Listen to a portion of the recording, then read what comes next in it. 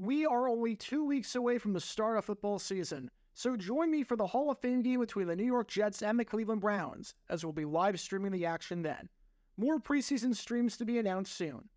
And now, on with our feature presentation. Saturday, December 30th, 2000.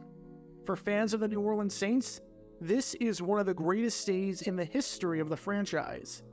Heck, in the eyes of many, this might be the fourth best day in Saints history, right next to the opening of the Superdome in 2006 against the Atlanta Falcons, the NFC Championship victory against the Minnesota Vikings, and the win at Super Bowl 44 over the Colts.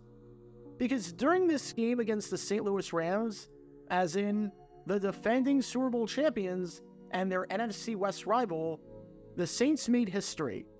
You see, ever since becoming a team in 1967, the Saints had been missing one key thing that literally every other franchise in the NFC had by this point: a playoff win. For more than 30 years, the Saints had never won a playoff game and had never made it past the wild card round before. Heck, this was only their 5th time ever in the playoffs, and the 4 times they made it before, they lost, with one of those losses being an absolute drubbing at the hands of the Minnesota Vikings that you can learn more about by clicking the card in the upper right corner. But on this day, that would finally change. On this fateful day, the New Orleans Saints, in front of their fans at the Superdome, would defeat the Rams by a final score of 31-28, winning their first playoff game in franchise history. The celebration, more than 3 decades in the making, was on.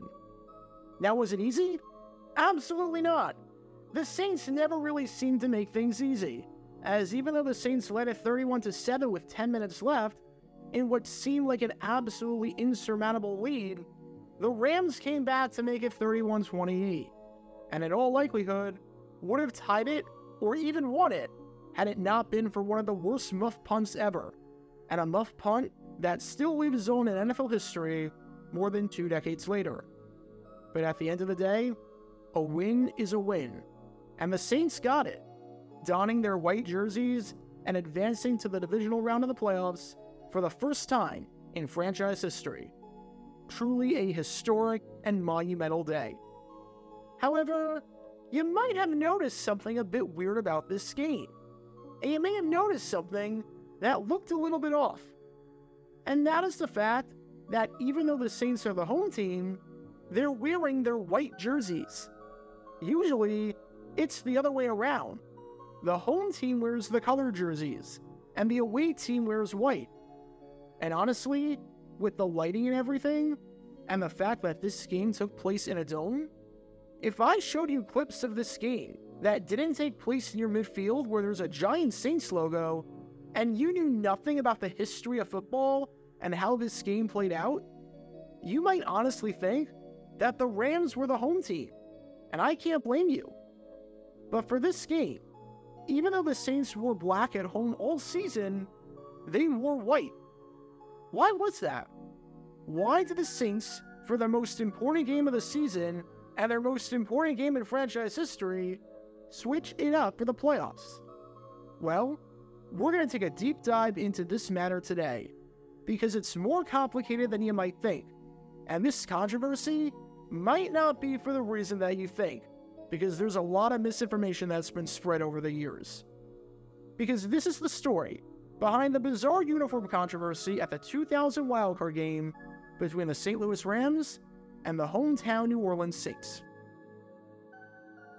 Before I break down why exactly the Saints and head coach Jim Haslett made this move, we need some context to understand how the Saints season was going. And I don't mean the fact that they were good, because that's a given, seeing as they made the playoffs, but rather the difference between their home splits and their road splits. And oddly enough, this is not the first time I've done a video about a team trying to switch things up because they played better on the road than they did at home in the year 2000, as I talked about how the New York Giants and head coach Jim Fossil tried to switch things up midway through the year once he realized that his Giants performed better away from home than they did at Giants Stadium in front of their hometown fans. You can learn more about that and what exactly Fossil did there by clicking the card in the upper right corner. However, when it came to the Saints, they might have been one of the most unique playoff teams of all time, because when you break it down, on the surface, their splits did not make any sense whatsoever. On one hand, as you can tell from these highlights, the Saints in 2000 were absolutely amazing on the road wearing their white uniforms.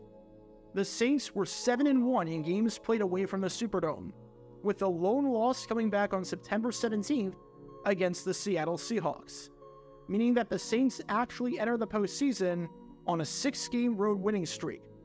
Jim Haslett had his guys ready to play on the road. In fact, of the 31 teams in football at the time, the Saints were tied with the New York Giants, who were also 7-1 on the road and the number 1 seed in the conference, for the best road record in football. In 2000, the average team, taking the Saints out of the equation, won just 3.4 games on the road. So give or take, they went 3-5 in games played away from home, with a losing record, with some teams, like the San Diego Chargers, going 0-8, and a few others, like the Atlanta Falcons, Cincinnati Bengals, and Cleveland Browns, only mustering up 1 win away from their home location.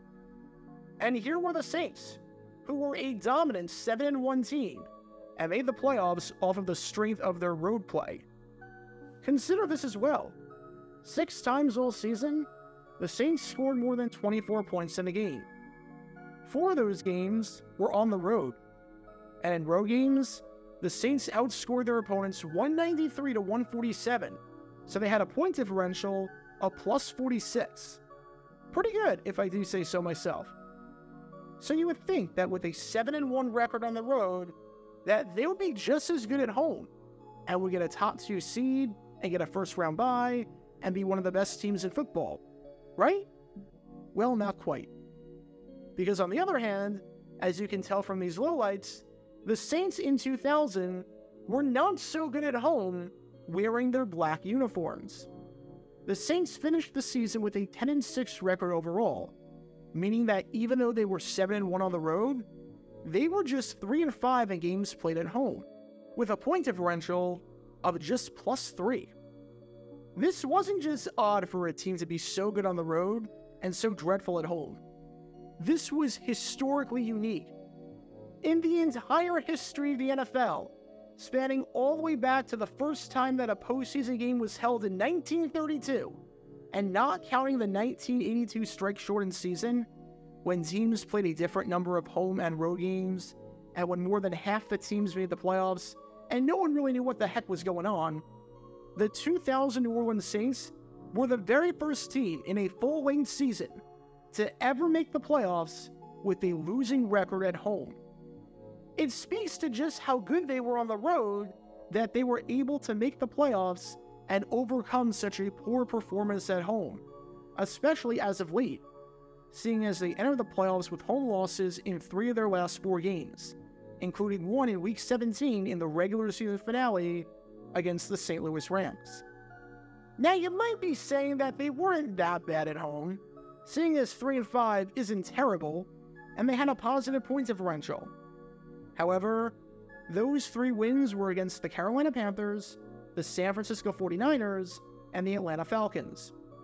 All 3 of those teams had losing records, and went a combined 17-31.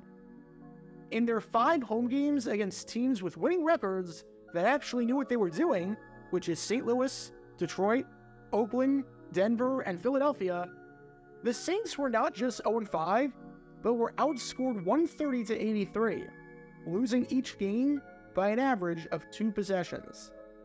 Which raises the obvious question: what was the reasoning behind this bizarre discrepancy? How can a team be so good on the road, and yet so bad at home? Was it the way in which the team prepared for road games versus home games? Did it have to do something with travel accommodations, and not running a tight ship the night before a home game versus the night before a road game, when everyone's in the team hotel? Was it pressure from the hometown fans? Well, amazingly enough, it had to do with the uniforms. For whatever reason, the white jerseys that the Saints wore on the road were different in material than the black jerseys that the Saints wore at home. The black jerseys were incredibly loose, which meant that if you were on offense, it was very easy for a defender to just grab the jersey, pull it, and have the jersey stretch, thereby slowing the offensive player down, making it tougher to get yards after contact, and bringing the player down without necessarily having to physically tackle him. The white jerseys, on the other hand, were super tight. You couldn't pull on them and stretch them no matter how hard you tried. It seemed as though, according to Hazlitt, the material was different, and wearing the black jerseys actually gave the team a significant disadvantage for that reason.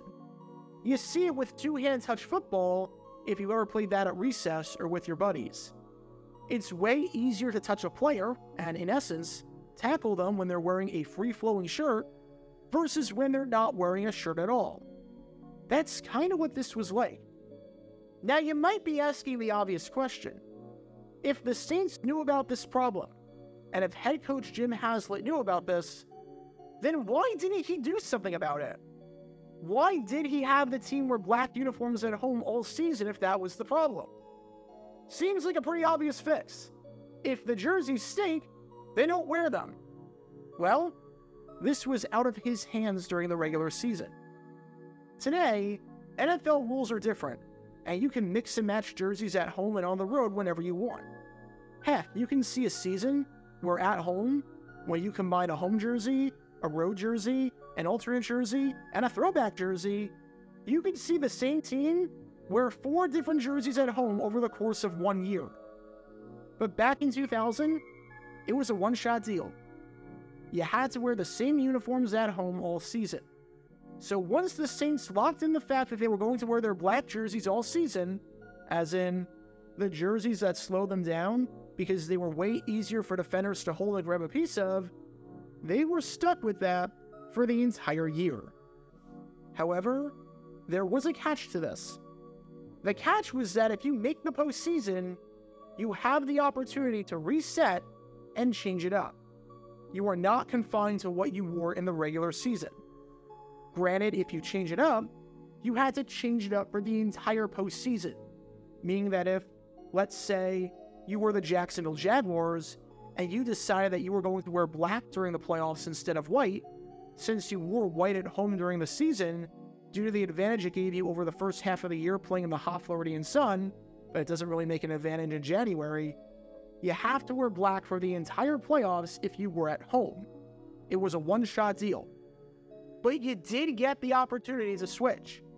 You got the chance to change your mind. And as you can probably imagine, and as you can tell from watching highlights of that Saints-Rams playoff game, you can bet your bottom dollar that head coach Jim Hazlitt and the New Orleans Saints organization jumped all over that. Sure, this meant that for any home playoff game they had in 2000, they had to wear white, and they could not wear the black jerseys again. But that was fine with them. Number one, the white jerseys gave them an advantage. And number two, were the Saints really going to host another playoff game? For that to happen, assuming they beat the Rams, they would need both of the top 2 seeds in the next round, Minnesota and New York, to lose. And since the playoffs expanded to 12 teams, or 6 per conference in 1990, that hadn't happened before at the time. No team to play in the wildcard round ever hosted the conference championship, so this was a complete non-issue. Not that it ever was an issue, since again, the Saints wanted nothing to do with the black jerseys. I should note that eventually in 2006, the Colts became the first team to ever host the conference championship after hosting a wildcard game. Said Hazlitt on the switch, on top of the fact that the white jerseys just were a better fit than the black jerseys, I don't like black jerseys. I think they're ugly. We're redesigning them for next year. Well, that's easy enough. Not only were the black jerseys making the team play worse because of the difference in fit with the white jerseys, but they were also, in his eyes, really, really ugly. They were coarse, they were rough, they were irritating. Hazlitt continued, saying on the black jerseys, people grab them, they pull them, and they stretch. The white jerseys are tight for whatever reason. They look better. Now, some speculate as to whether there was another hidden meaning behind the Saints wearing their white jerseys that the Saints could never admit to.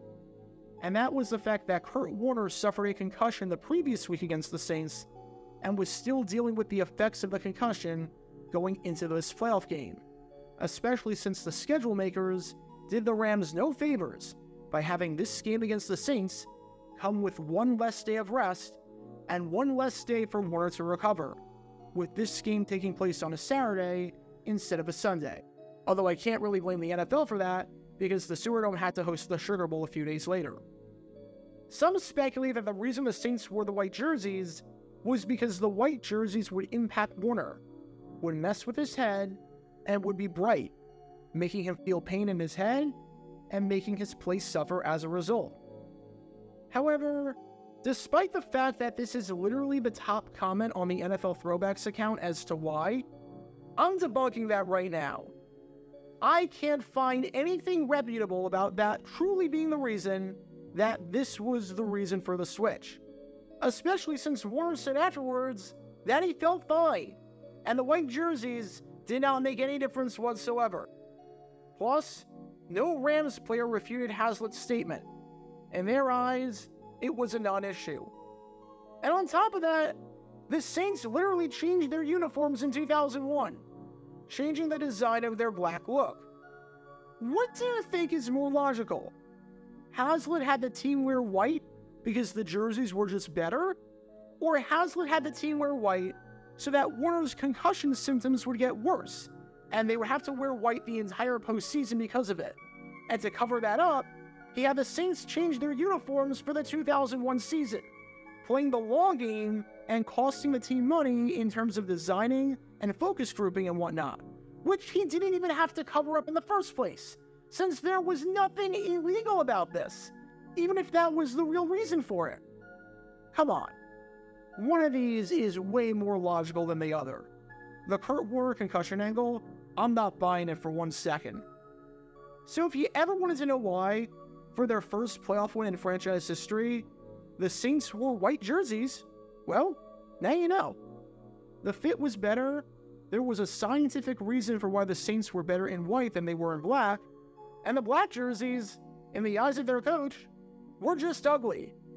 Either way, on this day in 2000, when it came to their uniforms and their play on the field, I think it's safe to say that the Saints made the white call. Get your official Jaguar Gear 9 merchandise by going to jj9shop.com, and be sure to like and subscribe, as it really helps the channel out a lot. Join me every Wednesday night where we'll play NFL Trivia for cash prizes at 9 p.m. Eastern over on Twitch. To learn more about the history of college football, subscribe to Jaguar Gator 8. To learn more about the history of Major League Baseball, subscribe to Jaguar Gator 7. Also, special thanks to all of our Patreon supporters for helping out the channel. Your support is greatly appreciated. See how you can become a patron and request future video topics in the description below.